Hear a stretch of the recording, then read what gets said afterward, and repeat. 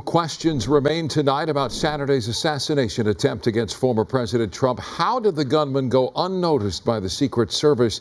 And what was the shooter's motive? Tonight, the Secret Service is under scrutiny, and investigators are combing through the 20-year-old gunman's phone, hoping to find answers to why he tried to assassinate the former president. Chris Wolf is live in the KTLA News Center with what we're learning about the security lapse and the shooter's motive. Chris. Yeah, Cher and Micah. Following Saturday's attempted assassination of former president and current Republican presidential nominee Donald Trump, the Secret Service has enhanced his security detail with added personnel, resources, and technology. And the investigations into what went wrong continue. Take a look at what happened. The popping, flying bullets, the blood, the fist of defiance and resilience, and the innocent victims. Sights and sounds embedded in the minds of millions as an already volatile presidential race took a dark and deadly turn. He's going down! We can see him from right here. We see him.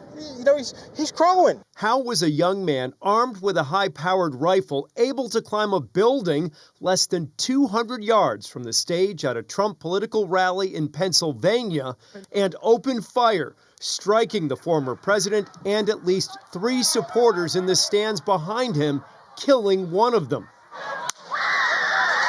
Homeland Security Secretary Alejandro Mayorkas calls the attempted assassination a security failure, short of assigning blame.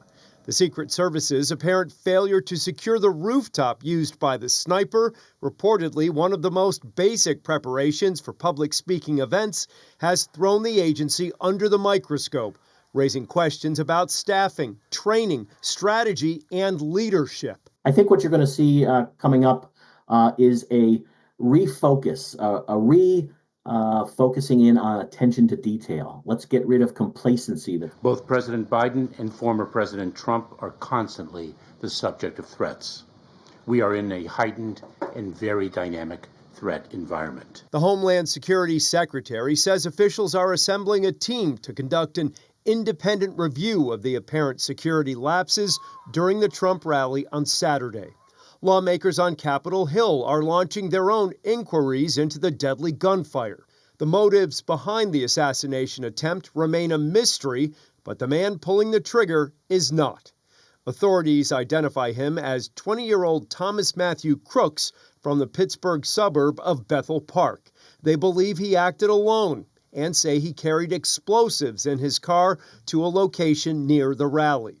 Investigators say the gunman's father legally purchased the rifle in 2013, and the younger Crooks bought 50 rounds of ammunition at a gun store the morning of the shooting, according to reports. Federal agents have searched his car, his home, and his phone, and continue to analyze his electronic devices. The case is considered an attempted assassination and potentially domestic terrorism. And we are hearing tonight that 3 police snipers were inside the building where the gunman fired from.